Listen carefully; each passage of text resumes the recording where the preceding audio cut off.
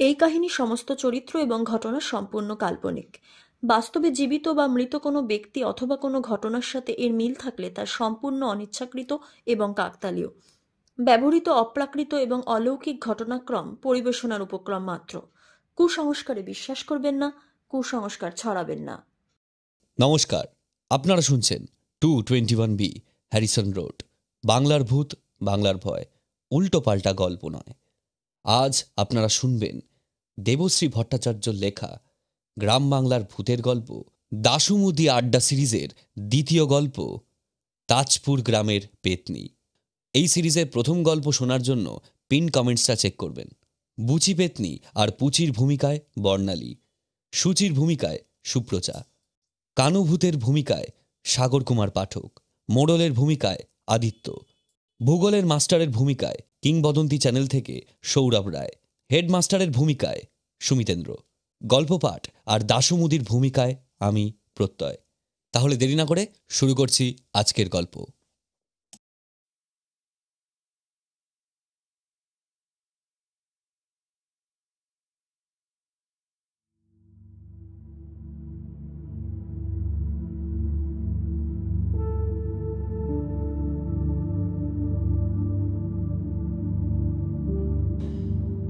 সেদিন স্কুলে পৌঁছেই শুনলাম এবার আমাদের সরস্বতী পুজোর ভোগের খিচুড়ি রাঁধার দায়িত্ব নাকি দাসও নিয়েছে। আমি প্রথমে ব্যাপারটা ঠিক বুঝিনি। আমি প্রথমে ভেবেছিলাম বোধহয় খিচুড়ির চাল, ডাল, নুন, হলুদের দায়িত্ব নিয়েছে। তা নিক, দাসুর দোকানের ভালো বিক্রি আছে। স্টেশনের ধারে দোকান। আসতে যেতে সবাই সাধারণত দাসুর থেকেই জিনিস রাখে। দাসুর নাতিরা এই বছরেই স্কুলে ভর্তি হয়েছে। তা দাদু হিসেবে তার একটা কর্তব্য আছে তো নাকি? দিয়েছে হয়তো খিচুড়ির জোগান। তারপর ভালো করে শুনলাম শুধু জোগান নয়, এই এতজন ছাত্র, শিক্ষক, গাঁয়ের অন্যান্য লোক যারা আসবেন সেদিন সকলের জন্য ভোগের খিচুড়ি রাঁধার ভার নাকি দাশু একা নিয়েছে। নাতি প্রেমে কাজটা একটু বাড়াবাড়ি হয়ে গেল না? আমি হেডমাস্টার মশাইকে বললাম, এটা কি রকমের ব্যাপার হেড স্যার? আপনি তো জানেন লোকটা কত বড় গুলবাজ। এতগুলো লোকের রান্না করা কি মুখের কথা নাকি?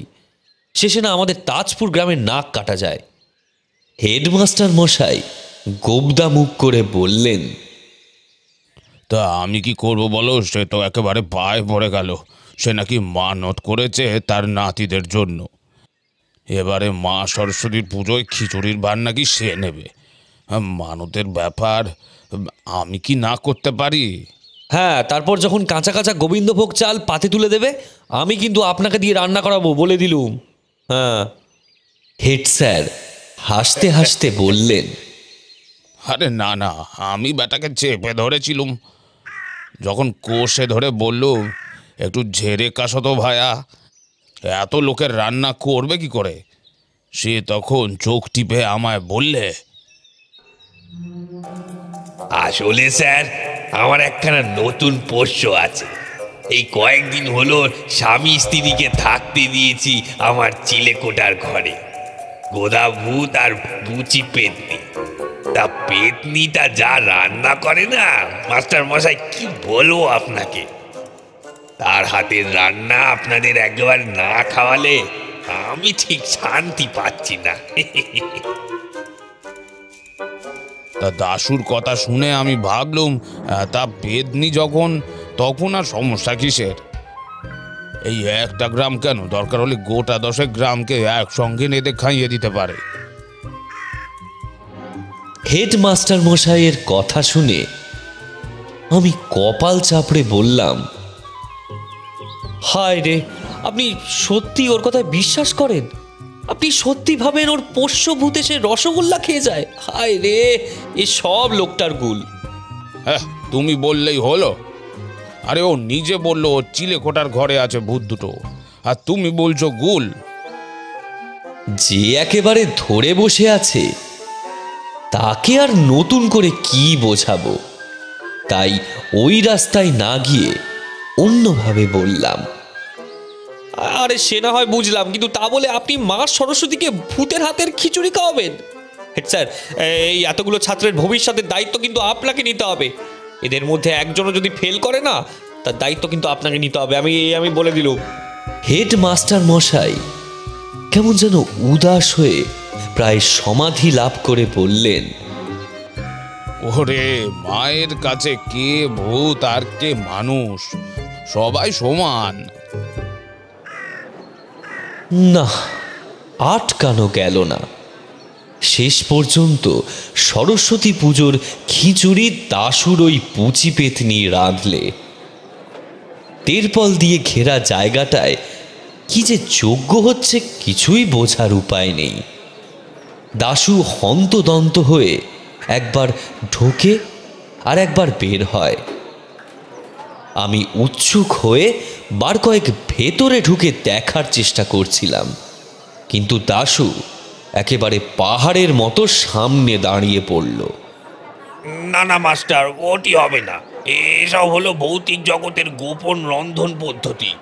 আপনাদের মতো সাধারণ মানুষ এসব শিখে গেলে মুশকিল হয়ে যাবে। আপনি যান, পুজোর পরে একেবারে স্কুলের মাঠে দেখা হবে। পুজো হলো, লাইন দিয়ে ছেলে মেয়েরা সব অঞ্জলি দিলে, ঠাকুরের ভোগ আনা হলো। আমি জুলজুল করে তাকিয়ে দেখলাম হাঁড়ি হাঁড়ি গরম ধোয়া ওঠা খিচুড়ি। সে খিচুড়ির রং আর গন্ধই বলে দিচ্ছে এ জিনিস ইহ জগতের জিনিস হতেই পারে না।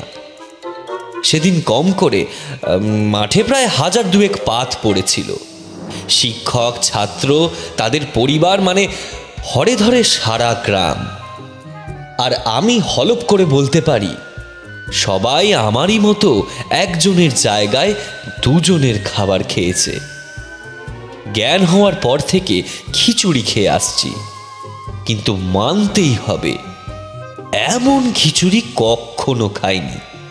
এ যদি কোনো ভূত রেঁধে থাকে, আমি তাকে আমার চিলেকোঠার ঘর ছেড়ে দিতে রাজি আছি।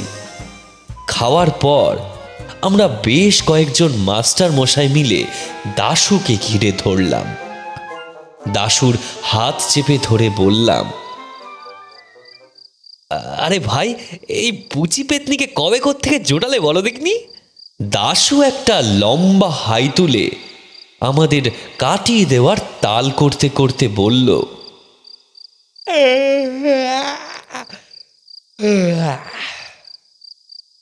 ও মাস্টার মশাই, আপনি পারেনও বটে। বেটা, এই ভূতের বেটি এমন রাতে যে নিজেকে হাজার বুঝিয়েও ঠিক কন্ট্রোল করতে পারি না। দেখছেন না দিন দিন বুড়িটা কেমন এই লাইন ক্রস করে এগিয়ে যাচ্ছে। এই মাত্র এত খেলাম, এখন কি আপনাদের গল্প শোনাতে পারি? একটু না ঘুমালে যে। আমি দাশুর ভুঁড়িখানায় হাত বুলিয়ে বললাম, না, হ্যাঁ, এই দুপুরের খাওয়ার পর ঘুম একেবারে ভালো কথা নয়। এই তুমি বরং একটা তাকিয়া কোলে নিয়ে আরাম করে একটা গল্প শোনাও দেখিনি, দেখবে তোমার ভুঁড়িখানা আস্তে আস্তে কেমন যেন নেমে যাচ্ছে। আমাদের স্কুলের প্রার্থনা ঘরেই পুজোর আয়োজন হয়েছিল। তার সামনেই আমরা বেশ কয়েকজন দাশুকে ঘিরে বসলাম। দাশু কয়েকটা মৌরি জোয়ান চিবোতে চিবোতে বলতে শুরু করলো,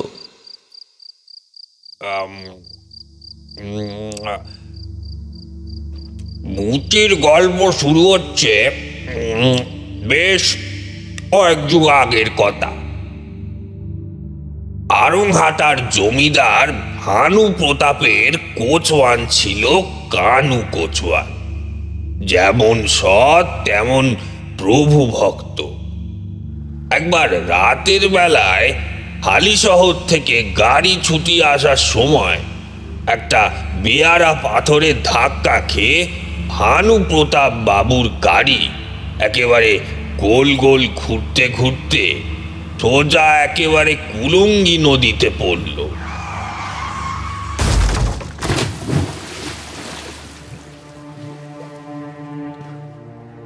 কুলুঙ্গি নদীতে তখন জোয়ার চলছে। কানু বেচারা নিজে হাবুডুবু খেতে খেতেও তার মনিবের প্রাণ বাঁচানোর চেষ্টা করলো, অন্তত চেষ্টা করলো। কোন রকমে ভানু প্রতাপকে টেনে এনে নদীর পাড়ে এনে ফেললো, কিন্তু নিজে ভেসে গেল।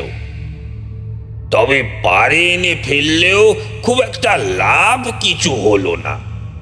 ভানু প্রতাপের হাঁপানির টান ছিল। অত রাতে আশেপাশে কেউ ছিল না। কে জানে কতক্ষণ ওখানে অমন ভিজে জামা কাপড়ে পড়েছিল নদীর ধারে।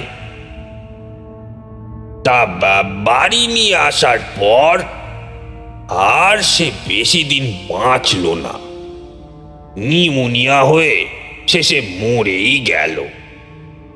তা ভানু প্রতাপ তো আর অপঘাতে মরেননি, তা তিনি তো মরে গিয়ে রক্ষা পেলেন। কিন্তু ভানু প্রতাপের কোচওয়ান কানু বেচারা অকালে জলে ডুবে মরে ভূত হয়ে ঘুরতে লাগলো। কোথায় যাবে সে? কিছুদিন এদিক ওদিক ঘুরে কোথাও কোনো জায়গা পছন্দ না হওয়ায় কানু শেষে এসে উঠল ওই আড়ংহাটার জমিদার বাড়ির পিছনের আম বাগানে। কিন্তু সেখানে কি আর একা একা থাকতে ভালো লাগে? অত বড় আম বাগান, রাতের বেলায় সনসন করে হাওয়া দেয়, বুকের মধ্যে হু হু করে ওঠে, কেমন যেন ভয় ভয়ও করে। তা অবশ্য বেশি দিন আর কানুকে একা একা থাকতে হলো না। কদিন বাদেই কানুর বউও এসে তার সাথে ওই আম বাগানে ডেরা বাঁধল। সে নাকি পুকুর ঘাটে যেতে গিয়ে পা পিছলে পড়ে মরে গেছে। অবশ্য লোকে বলে কানুই নাকি তাকে ধাক্কা মেরেছিল। তা সে যাই হোক, এই ব্যাপারটা এখনো আদালতে প্রমাণিত হয়নি।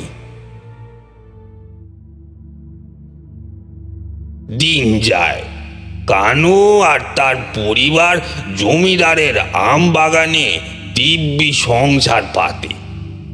আস্তে আস্তে জমিদার ভানু প্রতাপের জমিদারির পড়তি অবস্থা শুরু হয়। জমিদারি হাতছাড়া হয়ে যায়। অত বড় রাজপ্রাসাদের মতো বাড়ি ভূতের বাড়ির হাল নেয়। প্রায় 4-5 পুরুষ পেরিয়ে এখন এই বাড়ির মালিকানা আসে প্রিয়নন্দা আর সুরম্বদা নামে 2 বোনের হাতে। তা এমন ভয়ঙ্কর নামে তো আর তাদের কেউ ডাকে না। গ্রামে তারা পেচি আর সুচি নামেই বেশি পরিচিত। আড়াংহাটার স্কুলে দুজনেই দিদিমণি। অত বড় বাড়ি দেখাশোনার অভাবে প্রায় ভেঙে পড়েছে। ওপরের ঘরগুলোতে চামচিকে আর বাদুড়ের বাসা। প্রতিদিন ঘরের মধ্যে শোনা যায় ধূপ ধাপ আওয়াজ। কখনো চাঙড় ভেঙে পড়ছে, তো কোথাও কার্নিশ ভেঙে পড়ছে। এদিকে যখন এমন অবস্থা, বাড়ির পেছনের আম বাগানে কানুর সংসার তখন একেবারে ফুলে ফেঁপে উঠেছে। ছেলেপুলে নাতিপুতি নিয়ে কানুর একেবারে ভরা সংসার। এইরকম একটা বারবারন্ত সংসারে বিয়ে হয়ে নতুন বউ হয়ে এলো আমার বড় প্রিয় বুচি পেতনি। কানুর পুতির ছোট ছেলে গোদা বিয়ে করে এনেছে কলকাতা শহরের শিক্ষিত পরিশীলিত রুচিবান পেতনি বুচিকে। তা বউ হিসেবে বুচির তুলনা হয় না, বুঝলে? শহর ছেড়ে গ্রামে এসেছে বলে তার এতটুকু অহংকার নেই। বড়দের একেবারে মাথায় করে রেখেছে। কিন্তু সমস্যা একখানায়, ওই আম বাগানে সকলের সাথে থাকতে সে মোটেই রাজি নয়। বউ ভাতের অনুষ্ঠানটা সবে মাত্র শেষ হয়েছে কি হয়নি, সে একেবারে তার নতুন বিয়ে করা বরকে নিয়ে আম বাগানের ভূতেদের মাথা কানুর কাছে এসে হাজির। ও প্রপ্র দাদু, আমাদের কিন্তু একটা আলাদা থাকার ব্যবস্থা করে দিতে হবে। আমি এখানে কিছুতেই থাকতে পারবো না। নতুন বউয়ের এমন ঔদ্ধত্য দেখে তো কানু একেবারে রেগে আগুন। বলো কি বৌমা, তুমি কি আমার সংসারে ভাঙন লাগাতে এসো? আমার এত বড় সংসার তুমি ভেঙে টুকরো টুকরো করে দেবে? এই গোদা, তুই কেমন পুরুষ মানুষ রে? বউকে কিছু বলতে পারছিস নে? আমার সময় হলে না এমন বউকে একেবারে ঠাটিয়ে উচিত শিক্ষা দিতুম। আমাদের বুঝি একেবারে শক্তর কাছে শক্ত, নরমের কাছে নরম। প্রপ্র দাদুর এরকম কথা শুনে সে একেবারে কড়া ভাষায় বলল, এই, আমার সাথে এরকম ভাষায় একদম কথা বলবে না। এখন কিন্তু আর আপনাদের যুগ নয়। বাড়ির বউয়ের সাথে এরকম ভাষায় কথা বললে না সোজা ভূতের থানায় নিয়ে গিয়ে নালিশ জানিয়ে আসবো। এমনিতেই তো 300 বছর কাটিয়ে দিলেন, একবার নালিশ জানালে না 1000 বছরেও আপনার মুক্তি হবে না। শুনুন, একটু ভালো করে শুনুন আমি কি বলছি। একবার তাকিয়ে দেখুন আম বাগানে কোথায় আর থাকার জায়গা আছে। প্রত্যেকটা পাতাতেই বোধহয় একটা করে ভূত ঝুলছে। আমাদের তো নতুন বিয়ে হয়েছে, তা একটা প্রাইভেসি তো আমাদের আছে নাকি? আমি কি বলেছি নাকি আপনাদের দেখবো না? আরে সৌর শাওরের সেবাও করবো না এমন কথাও তো বলিনি। আমার সব দায়িত্ব আমি ঠিক করেই করব, কিন্তু এই হাটের মাঝে আমি কিছুতেই থাকতে পারবো না। তা কানু ব্যাপারটা বুঝলো না। নতুন বউ কথাগুলো চ্যাটাং চ্যাটাং করে বললেও কথাগুলোর পেছনে যুক্তি আছে, তা অনেক ভেবে কানু বললে, তা বেশ তো, ভানুবাবুর বাড়িখানা তো প্রায় ভেঙেই পড়েছে। ভূতেদের থাকার একেবারে উপযুক্ত জায়গা। নিচের ওই দুটো ঘরে 2 বোন থাকে, আর বাকি সব ঘর ফাঁকা। এদিকে তো আমার এখানে মা ষষ্ঠীর কৃপায় দিন দিন ছেলে পুলের সংসার বেড়েই চলেছে। আস্তে আস্তে ও বাড়ির দিকে তো হাত বাড়াতেই হতো। তা মা, তোমাকে দিয়েই না হয় শুরু হোক। বুঝি বেশ খুশি। তার জন্য একদম আলাদা ব্যবস্থা, একেবারে থাকার মতো একটা ঘর।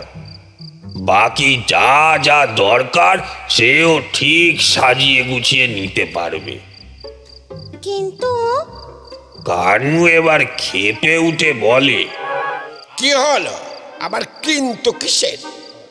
প্রপ্র দাদু, বলছি যাদের বাড়িতে থাকবো তাদের তো একবার অনুমতি নিতে হবে। আরে বাবা, বাড়ি ভাড়াও তো কিছু দিতে হবে নাকি? তার মানে? কানুর মাথায় হাত পড়ে যায়। এমন কাণ্ড সে বাপের জন্মে শোনেনি। উঠে নাকি বাড়ি ভাড়া দেবে। কি বলছো কি বৌমা? বাড়ি ভাড়া দেব কোত্থেকে? ভূতেদের কি টাকা পয়সা আছে নাকি? আরে ঠিক আছে, টাকা পয়সা নেই তো কি হয়েছে, আমি অন্য কিছু দেব। তা বলে আইনত এখনো পুরো বাড়িটা যে ওনাদের। আমরা এমনি এমনি কি আর জবরদখল করে থাকতে পারি নাকি? শোনো, যা করব ওদের পারমিশন নিয়েই করব। কানুর একবার মনে হলো, হোক যা হয় হোক, নয় আরো 1000 বছর সে ভূত হয়ে ঘুরবে। এ মেয়েটাকে একবার উচিত শিক্ষা দেওয়া দরকার। কিন্তু শেষে গোদার মুখের দিকে তাকিয়ে তাকে থামতে হলো। আহা, বেচারা এই দুদিন আগে বিয়ে করে আনলে এত শখ করে একটা শহুরে মেয়ে, এখন ভালো করে হয়তো বউটার মুখই দেখেনি, তার মধ্যে এত সমস্যা। তা কানু রাগ করে মুখ কোঁচ করে বলল, তোমার যা ভালো মনে হয় করোগে যাও, কিন্তু দেখবে আমার এই আম বাগানের কথা যেন প্রকাশ না হয়ে যায়।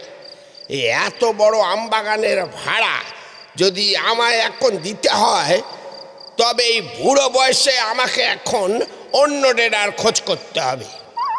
যতদিন বেঁচে ছিলুম একনিষ্ঠভাবে নিজের কাজ করেছি।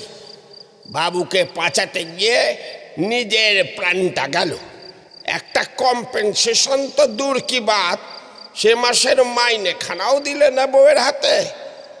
আমার অধিকার আছে এখানে থাকার। তোমাদের ব্যবস্থা তোমরা করে নাওগে যাও।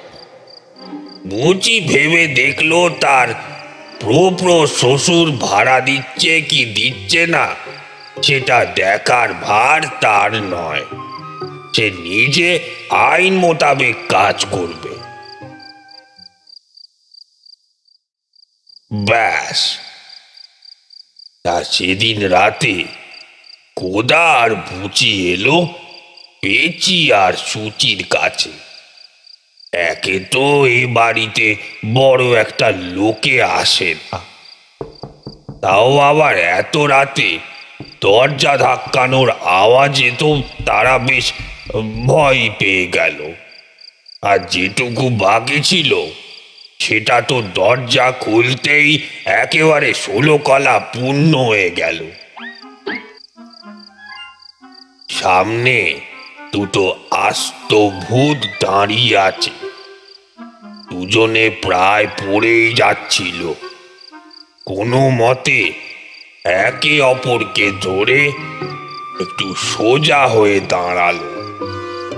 বুচি আগেই গোদাকে বলে রেখেছিল যা বলার সেই বলবে। একেবারে ভদ্রভাবে নমস্কার করে বলল, আমরা দুজনে এই দুদিন আগে বিয়ে করে নতুন সংসার পাচ্ছি, কিন্তু আমাদের কাছে তো আর ভদ্রভাবে থাকার মতো কোনো জায়গা নেই।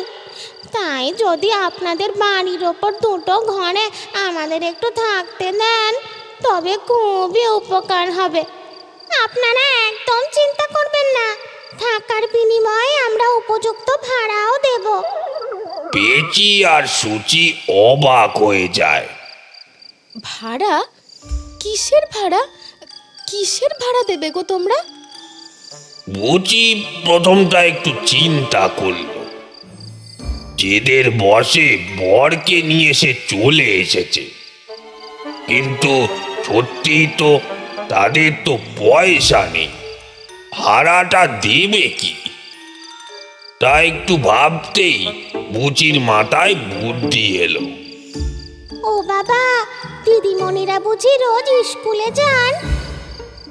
হাত পুড়িয়ে রান্নাও করে যেতে হয় আপনাদের। সন্ধ্যাবেলায় এসেও তো আবার রান্না করতে হয়। এবার থেকে রোজ আমি আপনাদের রান্না করে খাওয়াবো।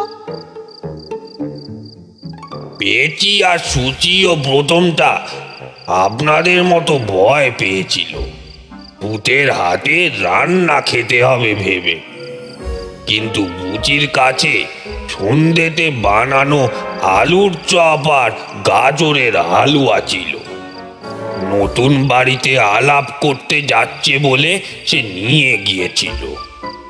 পেঁচিরা ভয় পাচ্ছে দেখে বুচি সেই টিফিন বাক্সটাই এগিয়ে দিল। সেই অসাধারণ স্বাদের খাবার খেয়ে তো পেঁচি আর সুচি আহ্লাদে আটকানা। সুচি তো বলেই ফেললো, ভাই দেখো তো, তোমাদের জানাবার নাও, এই বাড়ি নিয়ে নাও। শুধু দেখো আমাদের দুটোই ঘর দিও, আর এরকম খাবার রোজ বানিয়ে দিও। হ্যাঁ,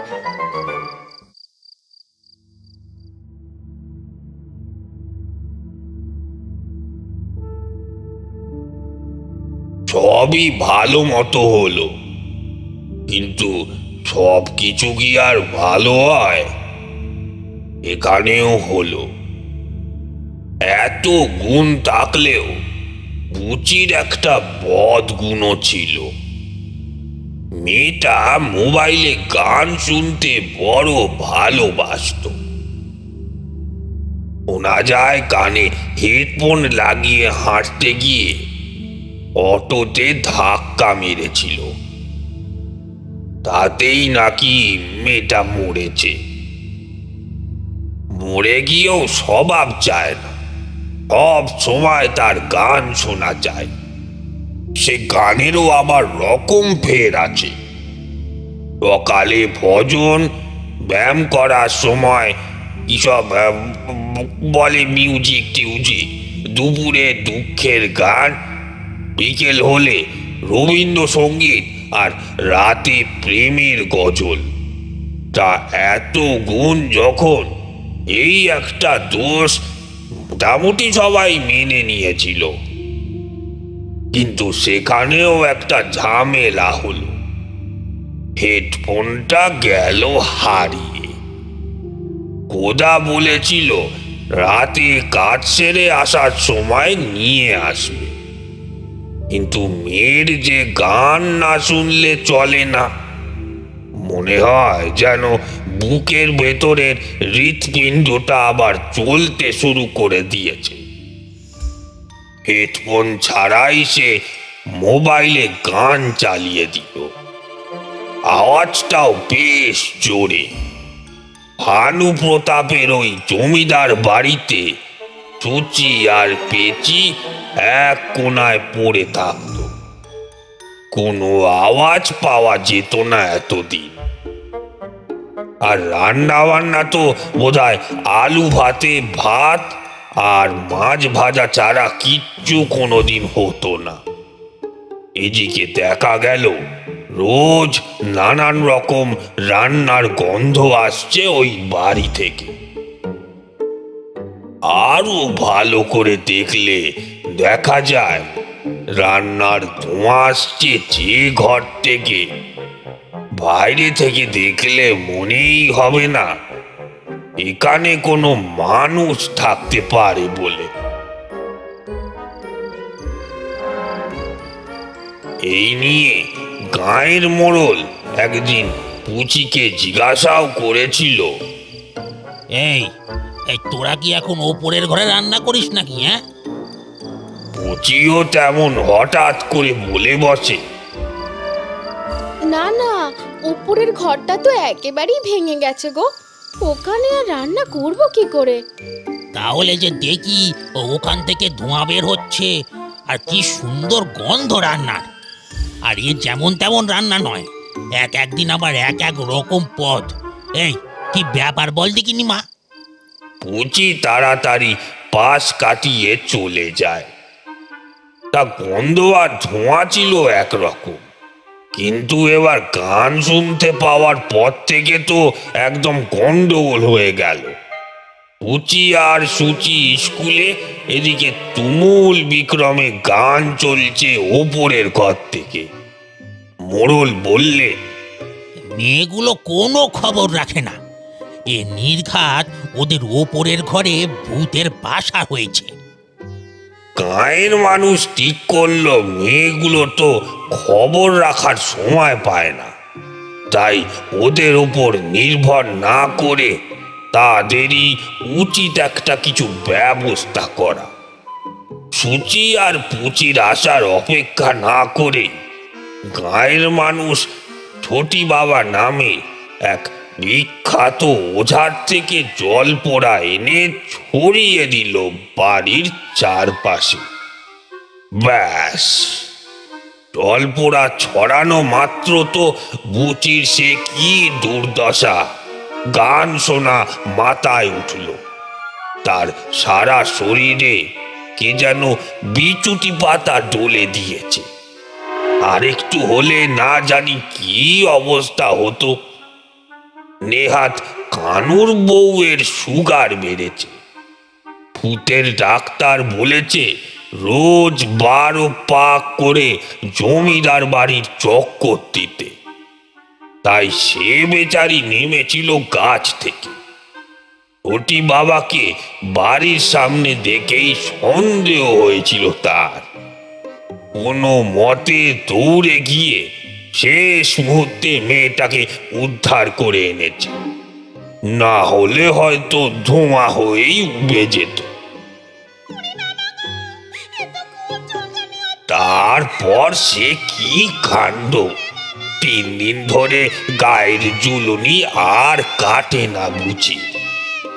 আম বাগানে ওই এক ঘর লোকের মাঝে থুরি ভূতের মাঝে বসে চুলকে যায় খালি। এদিকে সুচি আর পুচি বাড়ি এসে দেখে দুটো ভূত উধাও হয়ে গেছে। এ কদিনে অভ্যাস খারাপ হয়ে গিয়েছিল দুজনের।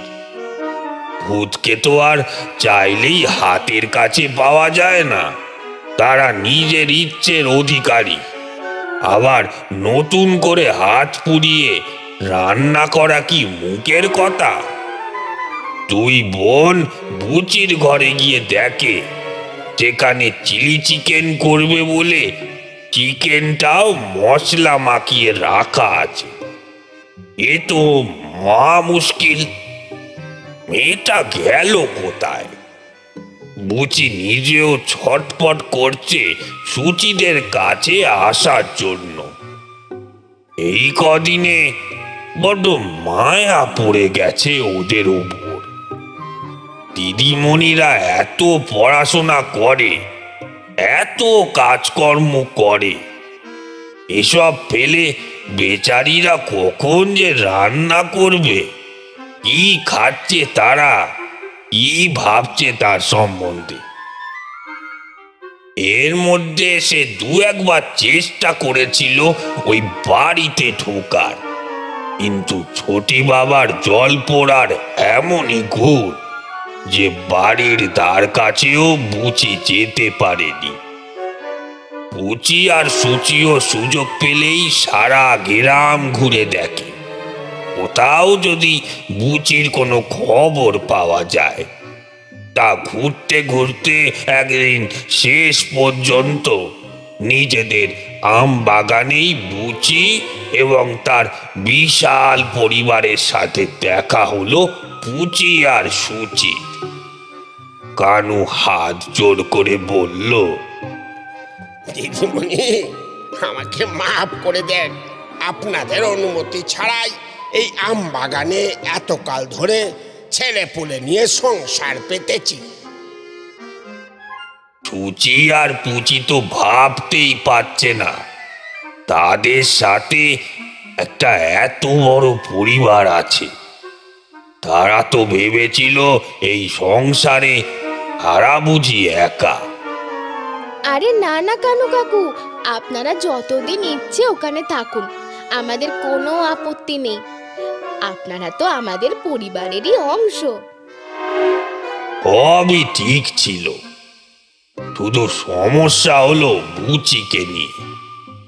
সে বেচারি না ওই অত বড় আম বাগানে ওই অতজনের সাথে মানিয়ে চলতে পারে, না ওই বাড়ির উপর তলার ঘরে যেতে পারে। তাই শেষ পর্যন্ত আসলে আমার একটা কাজ পড়েছিল আড়ংঘাটায়। আমাকে রাস্তায় একদিন দেখতে পেয়ে তো পুচি আর সুচি একেবারে হাতে চাঁচ পেয়ে গেল। ওদের সাথে আমার তো আগেই পরিচয় ছিল, ওরা জানতো আমার পোষ্যদের কথা। তাই দেখে ওরা বললে, ইয়ে বলছিলাম যে কাকু, তোমার চিলেকোঠার ঘরে ওদের একটু থাকতে দাও না গো। হ্যাঁ হ্যাঁ, মেয়েটা খুব ভালো, থাকতে দাও না গো। আরে এমনি এমনি তো থাকবে না, তোমাদের সারা বাড়ি রান্না বান্নাও একাই করে দেবে। তা আমি ভাবলাম মন্দ কি, বাড়ির মেয়ে বউদের একটু সাহায্য হবে কন। তারপর থেকে মেয়েটা আমাদের ওই চিলেকোঠার ঘরেই আছে, তবে বেটি রাতটা করে কানটা মুলে দিয়েছে। ওই হেডফোন ছাড়া যখন তখন গান চালানো যাবে না। মেয়েটিও আমাকে কথা দিয়েছে, আর কখনো অমন জোরে গান শুনবে না। তা সরস্বতী পুজোর ভোগটা যখন এত ভালোই রাঁধলো, ভাবছি ওকে একটা হেডফোন না হয় আমি কিনেই দেব। আমরা হাঁ করে এতক্ষণ দাশুর গল্প শুনছিলাম। আমাদের ভূগোলের শিক্ষক বললেন, তা কানও কিছু বললে না? বুঝি সংসার ভেঙে এত দূরে সে সংসার পাতলো পড়ে? কি আর করবে, এখনকার নতুন প্রজন্ম, একটু আধটু তো মেনে নিতেই হয়।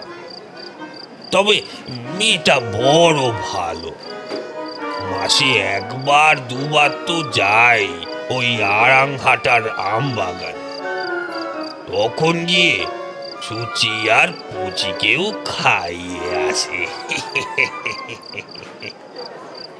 দাশুর কথা শুনে মাথাটা কেমন যেন আমার ঘুরছিল।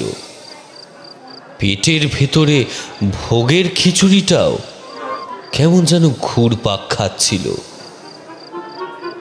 স্কুলে তখন ভাঙা আসর, সবাই আস্তে আস্তে নিজের বাড়ির দিকে যাচ্ছে।